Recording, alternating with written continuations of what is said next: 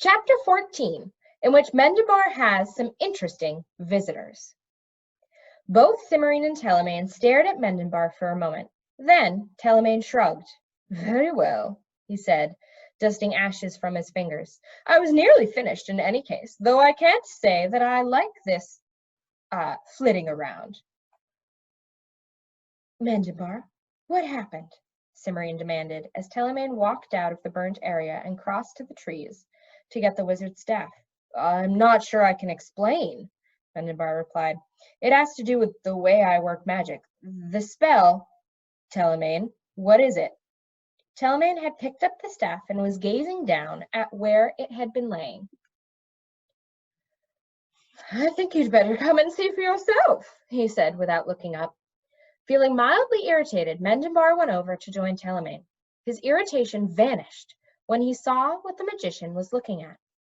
At the foot of the tree, a strip of moss had turned as brown and dead and brittle as the crumbling remnants within the burnout area a few feet away, and the strip was the exact size and shape of the wizard's staff. Wizards again, Cimmerian said in tones of disgust. It figures.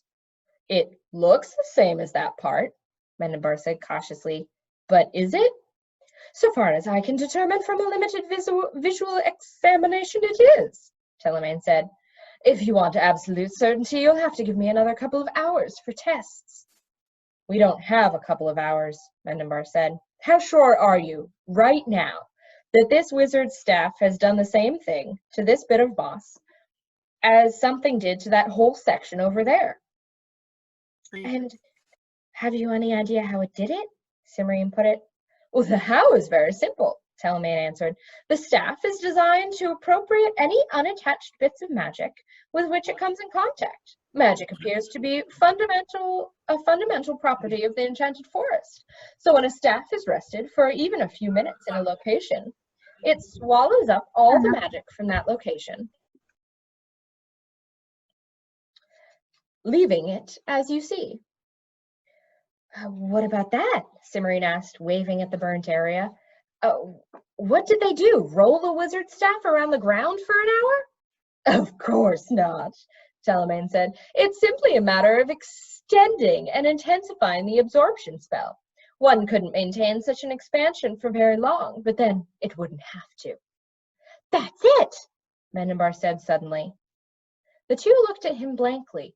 What's what? Said Cimmerian. That must be what happened to the locating spell I sent out, Mendabar explained. Some wizard staff sucked it up, and that's why it didn't come back. Come back? Telemaine said. You mean you're casting spells in some sort of echo principle? Would you mind demonstrating just how... Not now, Telemaine, Cimmerian said. She looked at Mendabar. Does that mean that you know where the wizards are? Without waiting for a response, Mendabar took hold of a thread of magic and pulled. Mist rose around and fell, and then they were standing in front of the main door of the palace. Willin, Mendabar shouted, throwing open the door. Willin, come here. I need... He stopped short. Standing in the middle of the entrance hall was a boy about 10 in the blue silk doublet, heavily embroidered with gold, a middle-aged man in a black velvet with a pinched expression, two cats, one cream, one silver, and one a long-haired tabby, Morwen, and an extremely harried-looking Willin. The footman, who tended the front door and was watching them all with a carefully blank face that he kept for odd visitors and unusual events, just stared. He had had a lot of practice. Your Majesty, thank goodness, said Willin in tones of heartfelt relief. This woman, these people! Willin.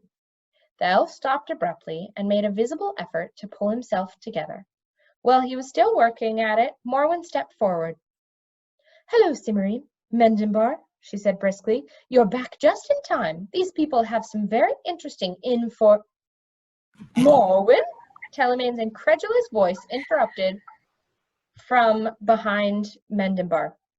A moment later, the magician pushed his head between Cimmerian and Mendabar to get a good look. It is you! What on earth are you doing in the enchanted forest? Living in it, Morwen answered calmly. As you would know if you bothered to keep up with the doings of your old friends, Telemaine. I've been busy, Telemaine said defensively. One of the cats made a small growling noise. Nonsense, Morwen told him. It's perfectly normal for him to be busy. The question is, has he got anything to show for it? Both cats turned their heads and gazed expectantly at Telemaine. Mendenbar decided it was time to take a hand over the conversation before things got so far off track that he'd never get them back again. Telemaine has been very helpful, he said. Morwen, who are these other people? His Royal Highness Crown Prince Jerillam of Merreby, Willin said in a loud, formal tone before Morwen could reply. The elf nodded at the boy, who bowed uncertainly. And His Royal Highness, Uncle and Guardian of Prince Rupert, he continued. This time the older man stepped forward to acknowledge the introduction. They have come with the witch Morwen. Willin paused, obviously waiting for Morwen to curtsy. Morwen looked at him, and after a moment the elf went on. With the witch Morwen, to beg a boon of His Majesty Mendenbar, the King of the Enchanted Forest. It's not really a big thing, Your Majesty, Prince Rupert said hastily. Really, if I could just have a minute or two of your time. His voice trailed off in an indistinct murmur. Mendenbar looked to Prince Rupert, to Morwen, and back, completely baffled. I'm in somewhat of a hurry now, he said at last. What is it? If we could discuss the matter in private, Prince Rupert said with a sidelong look at his nephew. Oh, Uncle, said the Crown Prince Jerillam in an exasperated tone. He turned to Mendenbar. He just doesn't want to say straight out that we're lost. And he especially doesn't want to say that the whole reason we came was so that he could leave me in the forest and then go home to take over my kingdom. Jerillam, Prince Rupert said, plainly horrified. Well, it's true, Uncle, the Crown Prince insisted, and if they're in a hurry, it's better to tell them and not waste time. Meow, one of the cats agreed emphatically. Morwen, Mendenbar said, hoping he did not look or sound as confused as he felt. The ginger-haired witch shook her head and peered sternly over the top of her glasses at Prince Rupert. You, sir, are here to tell these people your story. With as little shilly-shallying as you can manage. Then you'd better get started or I shall be tempted to do something drastic. Like what? They asked, greatly interested. Could you turn him to a toad? Said the Crown Prince. I could, Morwen said repressively, but I won't, not yet anyway, provided he starts talking. Isn't that a bit severe? Telemaine asked, frowning. You wouldn't think so if you'd been dealing with them for the past 2 hours, Morwen said. Cimmerian stepped forward and gave Prince Rupert a perfectly charming smile. Perhaps it would be best if you told us your story. Yes, of course, Prince Rupert said, rubbing his hands. It's because of that stupid club Uncle joined, said the Crown Prince. Tell them, Uncle. What club is this? Cimmerian said. Prince Rupert gave her a haunted look. The Right and Honorable Wicked Stepmother's Traveling, Drinking, and Debating Society, he said and sighed. I've been a member of the Men's Auxiliary for the past 15 years. That would be for wicked stepfathers, Mendenbar guessed, wishing the man would get to it. Yes, though we don't get many of those, Prince Rupert said. Mostly it's wicked uncles. You can't even join on expectation if you're not an uncle yet. He sighed again. So that's what I did. I never really expected to be an uncle at all. Rosanon, my sister, was under a curse for 100 years, and I thought she'd be dead when someone finally broke it off and married her. So you joined the club, Cimmerian prompted. And it was wonderful. Prince Rupert's face lit up, remembering. The places we went to, and the wines, and the discussions. It was everything I dreamed. Only then a smart aleck prince figured out a shortcut and broke the curse. So he and Rosanon got married, and Jerillam was born. And then the two of them left on some silly quest or other and put me in charge of them.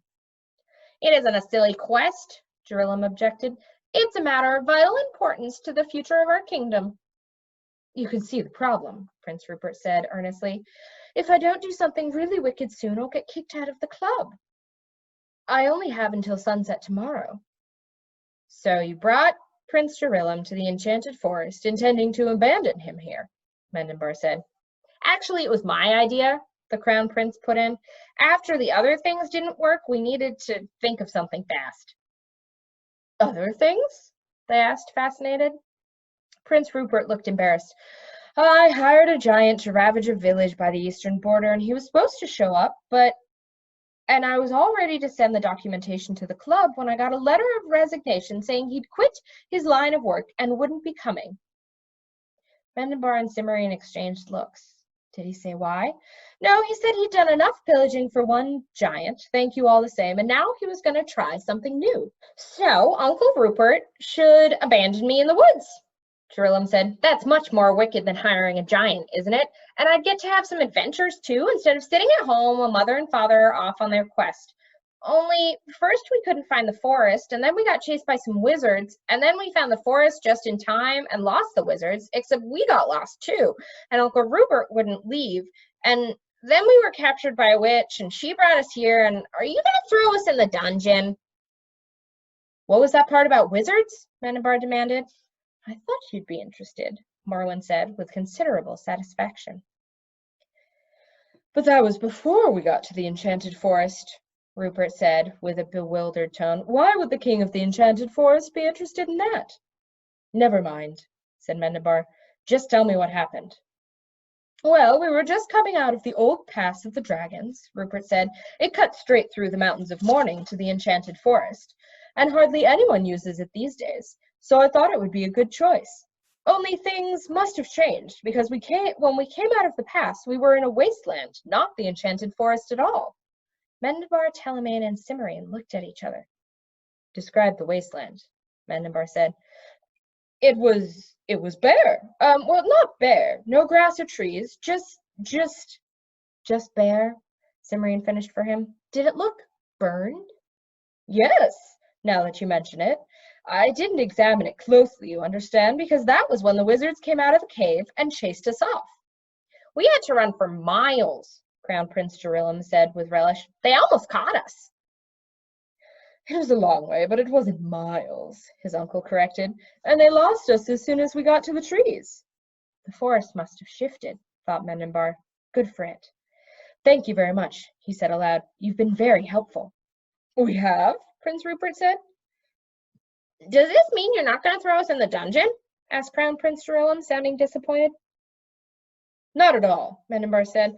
Well, and after we've gone to see His Royal Highness, see that His Royal Highness here is made comfortable in one of the dungeons. The one under the northwest tower, I think. Mendenbar smiled to himself, thinking it might do the overeager prince a good to climb up and down 6 flights of stairs to get what he wanted, and it certainly wouldn't do him any harm. Of course, Your Majesty, said Willin in tones of perfect understanding. Then he paused. May I inquire where you're going? We're going to rescue the King of the Dragons, Mendenbar said, as soon as possible. And that's where we're going to end for today.